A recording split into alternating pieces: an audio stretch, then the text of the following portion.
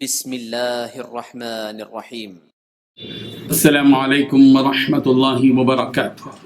إن الحمد لله نحمده ونستعينه ونستغفره ونستهديه والصلاة والسلام على أشرف الأنبياء والمرسلين محمد وآله وصحبه أجمعين أما بعد.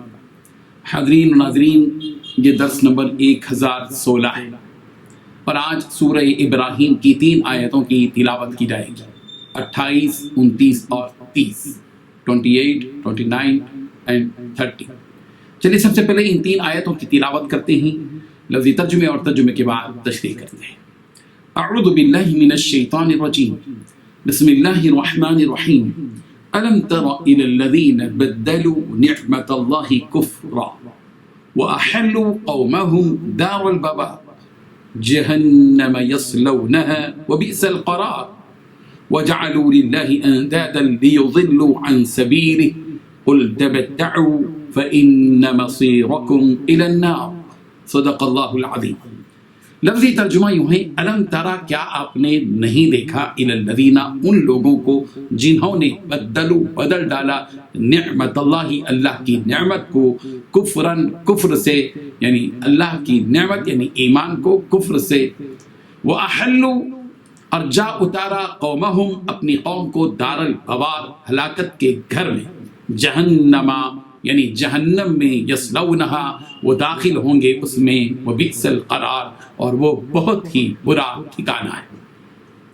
وجعلوا، اور انہوں نے بنائے، للہ، اللہ کے لیے، اندادن، شریک، لیضلوا، تاکہ وہ گمراہ کرے لوگوں کو، عن سبیلہ، اس کے راستے سے۔ قل، کہہ دیجئے، تمتعوا، تم فائدہ اٹھاؤ دنیا میں، فإنّا، پھر بلا شبہ، مصیرکم، تمہاری واپسی ہے، الی النار، آگ کی طرف۔ ترجمہ یوں ہے، کیا تم نے ان لوگوں کو نہیں دیکھا جنہوں نے اللہ کے احسان کو ناشکری سے بدل دیا اور اپنی قوم کو تباہی کے گھر میں اتارا؟ وہ گھر دوزخ ہے، سب ناشکرے اس میں داخل ہوں گے اور وہ برا ٹھکانہ ہے۔ اور ان لوگوں نے اللہ کے شریک مقرر کیے کہ لوگوں کو اللہ کے راستے سے گمراہ کر دے۔ کہہ دو کہ چند روز فائدے اٹھا لو، آخرکار تمہیں دوزخ کی طرف لوٹ کر جانا ہے۔ ان 3 آیتوں میں 7 باتیں بتلائی گئی ہیں۔ پہلی بات، کیا تم نے ان لوگوں کو نہیں دیکھا جنہوں نے اللہ کی نعمت کو کفر سے بدل ڈالا؟ دوسری بات، اور اپنی قوم کو تباہی کے گھر میں لا اتارا۔ تیسری بات، جس کا نام جہنم ہے وہ اس میں چلیں گے اور وہ بہت برا ٹھکانہ ہے۔ چوتھی بات، اور انہوں نے اللہ کے ساتھ اس کی خدائی میں کچھ شریک بنا لیے۔ پانچویں بات، تاکہ لوگوں کو اللہ کے راستے سے گمراہ کریں۔ چھٹویں بات، ان سے کہو کہ تھوڑے سے مزے اڑا لو۔ ساتویں بات، کیونکہ آخرکار تمہیں جانا دوزخ ہی کی طرف ہے۔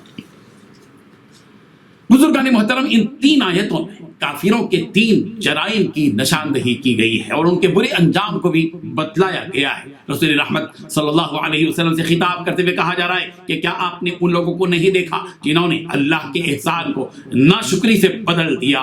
ان نعمتوں کا جو انہیں دی گئی تھی، تقاضا یہ تھا کہ وہ ان نعمتوں پر رب ذوالجلال کی شکر گزاری کریں، مگر انہوں نے شکر گزاری نہیں کی اور شکر گزاری کو ناشکری میں تبدیل کر دیا۔ حضرت ابن عباس رضی اللہ عنہ فرماتے ہیں کہ اس سے مکے کے وہ کفار مراد ہیں، انہیں مکہ مکرمہ جیسی امن والی سرزمین عطا کی گئی تھی، دنیا بھر سے ان کی ضرورت کی چیزیں پہنچتی تھیں، جیسا کہ سورہ قصص کی آیت نمبر 57 میں کہا گیا، اولم نمکن لہم حرما آمینا یجبا الیہ ثمرات کل شیء رزقا من لدنا ولکن اکثرہم لا یعلمون، کیا ہم نے انہیں امن و امان اور حرمت والے حرم میں جگہ نہیں دی جہاں تمام چیزوں کے پھل کھینچے چلے آتے ہیں جو ہمارے پاس بطور رزق کے ہیں، لیکن ان میں اکثر کچھ نہیں جانتے۔ مکے والوں کو رزق کی فراوانی دی گئی، امن و امان والا شہر عطا کیا گیا، ان کی ہدایت اور نجات کے لیے آخری پیغمبر محمد عربی صلی اللہ علیہ وسلم کو بھیجا گیا، مگر ان مکے والوں نے ان نعمتوں کی قدر نہیں کی، وقت کے نبی کا انکار کیا، جھٹلایا۔ اس طرح وہ احلوا قومہم دار البوار، ان ظالموں نے خود اپنے آپ کو اور اپنی قوم کو جو ان کی بات مانتی تھی دوزخ میں ڈال دیا۔ یہ بدنصیب لوگ دوزخ میں ہوں گے، اور دوزخ کی حقیقت یہ ہے کہ وہ ٹھہرنے والوں کے لیے بدترین ٹھکانہ ہے۔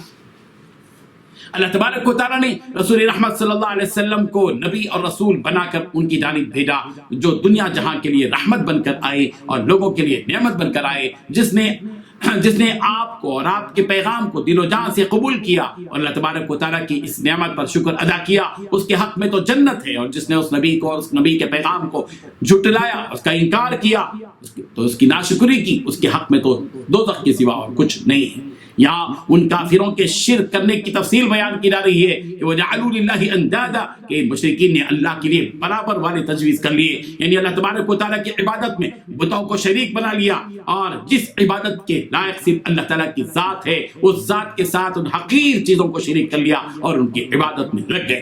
زمین و آسمان کے حقیقی خالق اور مالک نے اپنے بندوں کو اس بات سے روکا ہے کہ وہ کسی چیز کو اللہ کے برابر قرار دیں۔ سورہ بقرہ کی آیت نمبر 22 میں کہا گیا فَلَا تَجْعَلُوا لِلَّهِ أَنْدَادًا وَأَنْتُمْ تَعْلَمُونَ، خبردار باوجود جاننے کہ اللہ کے شریک مقرر مت کرو۔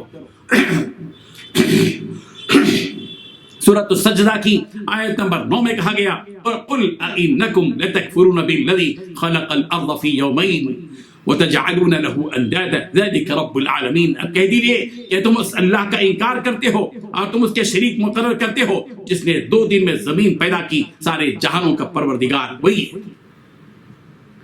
ان کے اس شرک کا بدترین نتیجہ یہ ہوا کہ یہ خود بھی گمراہ ہوئے، اور جن بد نصیبوں نے ان مشرکوں کی اتباع کی اور ان کی بات کو تسلیم کیا وہ بھی گمراہ ہو گئے۔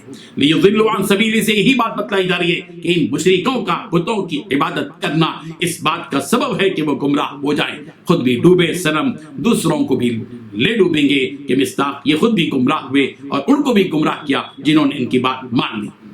اللہ تعالیٰ رسول رحمت صلی اللہ علیہ وسلم سے کہہ رہے ہیں کہ پیغمبر ان مشرکین سے آپ کہہ دیجئے کہ تمتعوا، چند دن کے مزے اڑا لو، یہ چند دن کے مزے نفع اٹھا لو، جب تمہاری موت آ جائے گی اور تم سب لوٹ کر ہمارے پاس آ جاؤ گے تو تمہارے جو ٹھکانہ ہے وہ دوزخ ہے جہاں تمہیں ہمیشہ رہنا ہے۔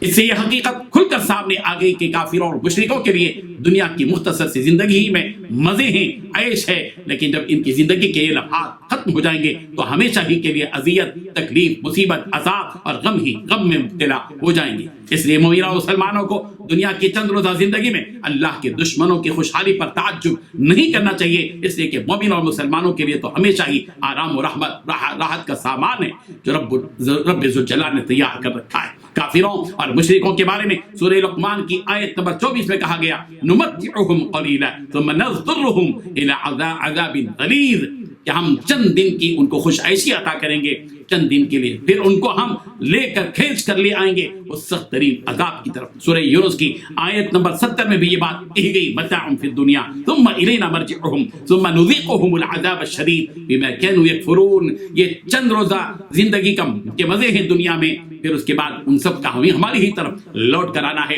پھر ہم ان کو اس عذاب شدید کا مزہ چکائیں گے ان کے اس کفر کی وجہ سے جو وہ کیا کرتے تھے۔ اللہ تبارک و تعالیٰ ان حقائق کو سمجھنے کی ہم سب کو توفیق عطا فرمائے۔ وآخر دعوانا ان الحمد للہ رب العالمین۔